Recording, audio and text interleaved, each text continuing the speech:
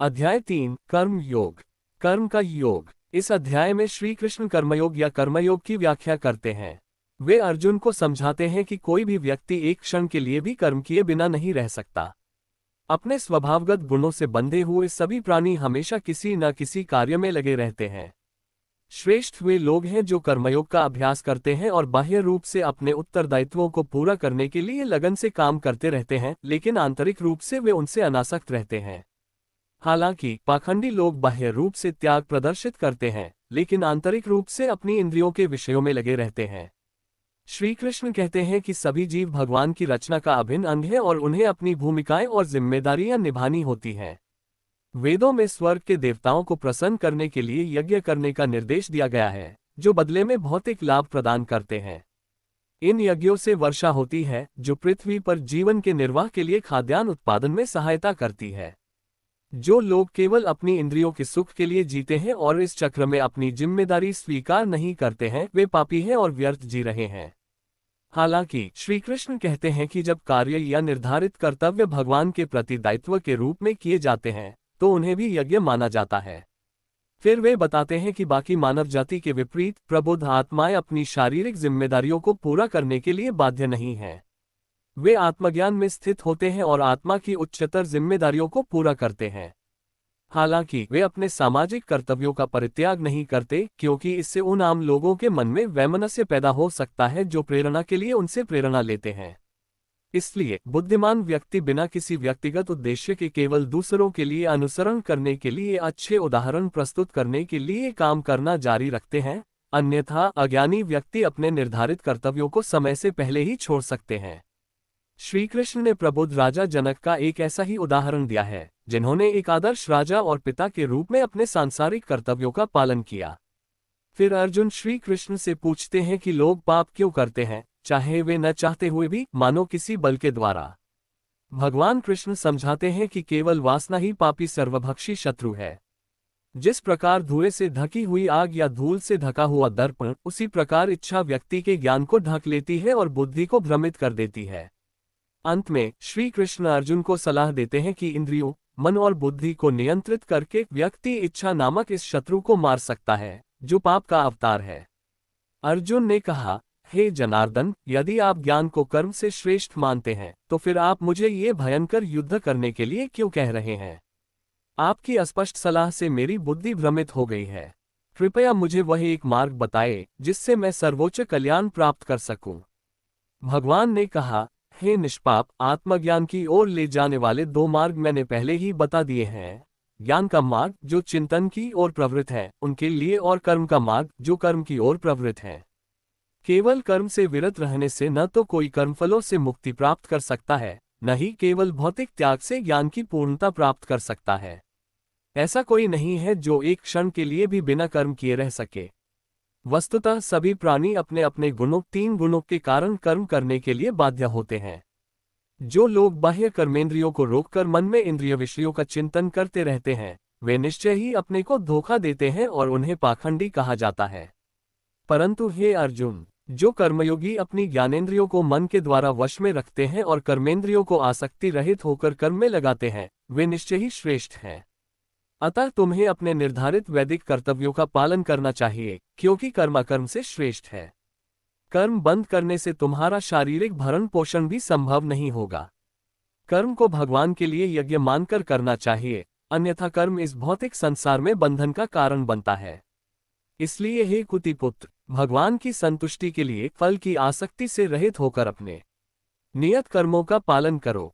सृष्टि के आरंभ में ब्रह्मा ने कर्तव्यों के साथ मानव जाति का निर्माण किया और कहा, इन यज्ञों बलिदान के प्रदर्शन में सफल हो जाओ, क्योंकि ये तुम्हें वह सब प्रदान करेंगे जो तुम प्राप्त करना चाहते हो। सृष्टि के आरंभ में ब्रह्मा ने कर्तव्यों के साथ जाति का निर्माण किया और कहा, इन यज्ञों बलिदान के प्रदर्शन में सफल हो जाओ, क्योंकि ये तुम्हें वह सब प्रदान करेंगे जो तुम प्राप्त करना चाहते हो। तुम्हारे बलिदान से स्वर्ग के देवता प्रसन्न होंगे और मनुष्यों तथा स्वर्ग के देवताओं के बीच सहयोग से सभी के लिए महान समृद्धि आएगी। यज्ञ से प्रसन्न होकर देवगण तुम्हें जीवन की सभी इच्छित वस्तुएं प्रदान करेंगे, किंतु जो लोग बिना अर्पण किए उन्हें दिए गए पदार्थ का उपभोग करते हैं, वे वास्तव में चोर हैं। जो अध्यात्म प्रधान मनुष्य पहले हवि में अर्पित अन्न खाते हैं, वे सब प्रकार के पापों से मुक्त हो जाते हैं। परंतु जो लोग अपने ही आनंद के लिए भोजन पकाते हैं, वे पाप ही खाते हैं। सभी जीव अन्न पर निर्भर रहते हैं और अन्न वर्षा से उत्पन्न होता है। वर्षा यज्ञ करने से होती है और यज्ञ निर्धारित कर्तव्यों के पालन से उत्पन्न होता है। वेदों में मानव के कर्तव्यों का वर्णन किया गया है और वेदों को भगवान ने स्वयं प्रकट किया है। इसलिए सर्वव्यापी भगवान यज्ञों में सदैव विद्यमान रहते हैं। हे पार्थ, जो लोग वेदों द्वारा स्थापित यज्ञ के चक्र में अपने उत्तरदायित्व को स्वीकार नहीं करते, वे पापी हैं। वे केवल अपनी इंद्रियों के सुख के लिए जीते हैं, उनका जीवन व्यर्थ है। परंतु जो लोग आत्मा में ही आनंदित रहते हैं, जो आत्मा में ही प्रकाशित और पूर्णतया संतुष्ट हैं, उनके लिए कोई कर्तव्य नहीं है। ऐसे आत्म साक्षात्कार प्राप्त आत्माओं को अपने कर्तव्यों का निर्वहन करने या उनका त्याग करने में कुछ भी हासिल या खोने को नहीं होता। न ही उन्हें अपने स्वार्थ की पूर्ति के लिए अन्य जीवों पर निर्भर रहने की आवश्यकता होती है। अतएव आसक्ति का त्याग करके कर्तव्य समझकर कर्म करो, क्योंकि फल की आसक्ति किए बिना कर्म करने से मनुष्य परब्रह्म को प्राप्त होता है। राजा जनक आदि ने अपने निर्धारित कर्तव्यों का पालन करके सिद्धि प्राप्त की। आपको भी अपने कर्तव्यों का पालन करके संसार के कल्याण के लिए आदर्श प्रस्तुत करना चाहिए। महान व्यक्ति जो कार्य करते हैं, सामान्य लोग उनका अनुसरण करते हैं। वे जो आदर्श स्थापित करते हैं, उनका अनुसरण सारा संसार करता है। हे पार्थ, तीनों लोकों में मेरे लिए कोई भी कर्तव्य नहीं है, न ही मुझे कुछ प्राप्त करना है। फिर भी मैं नियत कर्मों में लगा हुआ हूं। करूं तो सभी मनुष्य सब प्रकार से मेरे ही मार्ग का अनुसरण करेंगे। यदि मैं नियत कर्म करना छोड़ दूं तो ये सभी लोग नष्ट हो जाएंगे। मैं उस कोलाहल के लिए जिम्मेदार होऊंगा और इस प्रकार मानव जाति की शांति नष्ट हो जाएगी। हे भारतवंशी, जिस प्रकार अज्ञानी लोग फल की आसक्ति के साथ अपने कर्तव्यों का पालन करते हैं, उसी प्रकार बुद्धिमानों को भी लोगों को सही मार्ग पर लाने के लिए आसक्ति रहित होकर कर्म करना चाहिए। बुद्धिमानों को चाहिए कि वे सकाम कर्मों में आसक्त अज्ञानी लोगों को कर्म करने से रोककर उनकी बुद्धि में विभेद उत्पन्न न करें, अपितु उन्हें अपने कर्तव्यों का ज्ञानपूर्वक पालन करते हुए अज्ञानी लोगों को भी अपने नियत कर्तव्यों का पालन करने के लिए प्रेरित करें। सभी कार्य प्रकृति के 3 गुणों द्वारा संपन्न होते हैं, किंतु अज्ञानतावश शरीर के साथ मिथ्या तादात्म्य से भ्रमित आत्मा स्वयं को कर्ता समझती है। हे महाबाहु अर्जुन, ज्ञानी पुरुष आत्मा को गुणों और कर्मों से पृथक पहचानते हैं। वे जानते हैं कि केवल गुण ही इंद्रियां, मन आदि के रूप में गुणों के बीच ज्ञान के विषयों के रूप में विचरण करते हैं, इसलिए वे उनमें उलझते नहीं। जो लोग गुणों के प्रभाव से मोहित हो जाते हैं, वे अपने कर्मों के परिणामों में आसक्त हो जाते हैं। किंतु जो बुद्धिमान इन सत्यों को समझते हैं, उन्हें ऐसे अज्ञानी लोगों को विचलित नहीं करना चाहिए, जो बहुत कम जानते हैं। समस्त कर्मों को मुझको अर्पण करके मुझ परमेश्वर का निरंतर ध्यान करो। कामना और स्वार्थ से मुक्त हो जाओ तथा मानसिक शोक को दूर करके युद्ध करो। जो लोग मेरी इन शिक्षाओं का पालन अत्यंत श्रद्धा और ईर्ष्या से मुक्त होकर करते हैं, वे कर्म के बंधन से मुक्त हो जाते हैं। किंतु जो लोग मेरे उपदेशों में दोष ढूंढते हैं, वे ज्ञानहीन और विवेक शून्य होकर इन सिद्धांतों की अवहेलना करते हैं और अपना ही नाश करते हैं। बुद्धिमान लोग भी अपने स्वभाव के अनुसार कार्य करते हैं, क्योंकि सभी जीव अपनी स्वाभाविक प्रवृत्तियों से प्रेरित होते हैं। दमन से क्या लाभ होगा? इंद्रियां स्वभावतः ही इंद्रिय विषयों के प्रति आसक्ति और द्वेष का अनुभव करती हैं, किंतु उनके द्वारा वश में नहीं होती, क्योंकि वे मार्ग विधाता और शत्रु हैं। अपने स्वाभाविक कर्तव्य का पालन करना, भले ही उसमें दोष भी हो, किसी दूसरे के कर्तव्य का पालन करने से कहीं बेहतर है, भले ही वह कर्तव्य कितना भी अच्छा क्यों ना हो।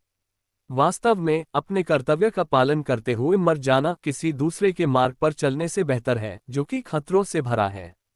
अर्जुन ने पूछा, हे वृषणिवंशी, मनुष्य अनिच्छा से भी पाप कर्म करने के लिए क्यों प्रेरित होता है, मानो बलपूर्वक? भगवान ने कहा, ये काम ही है जो रजोगुण के संपर्क से उत्पन्न होता है और बाद में क्रोध में परिणत हो जाता है। इसे संसार में पापी, सर्वभक्षी शत्रु जानो। जैसे अग्नि धुएं से ढक जाती है, दर्पण धूल से ढक जाता है तथा भ्रूण गर्भ से छिप जाता है, उसी प्रकार मनुष्य का ज्ञान भी कामना से ढक जाता है। हे कुंती पुत्र, इस अतृप्त कामना रूपी नित्य शत्रु द्वारा, जो कभी तृप्त नहीं होती तथा अग्नि के समान जलती रहती है, अत्यंत बुद्धिमान व्यक्ति का भी ज्ञान ढक जाता है। इंद्रियां, मन और बुद्धि को कामनाओं का प्रजनन स्थल कहा गया है। इनके माध्यम से यह मनुष्य के ज्ञान को धुंधला कर देती है और देहधारी आत्मा को भ्रमित कर देती है। अतः हे भरतश्रेष्ठ, प्रारंभ में ही इंद्रियों को वश में करो और इस काम नामक शत्रु का वध करो, जो पाप का स्वरूप है तथा ज्ञान और साक्षात्कार का नाश करने वाला है। इंद्रियां स्थूल शरीर से श्रेष्ठ हैं और इंद्रियों से भी श्रेष्ठ है मन। मन से परे बुद्धि है और बुद्धि से भी परे है आत्मा। महाबाहु अर्जुन, इस प्रकार आत्मा को भौतिक बुद्धि से श्रेष्ठ जानकर उच्चतर आत्मा आत्मा की शक्ति के द्वारा निम्नतर आत्मा इंद्रियां, मन और बुद्धि को वश में करो और काम नामक इस दुर्जय शत्रु का वध करो।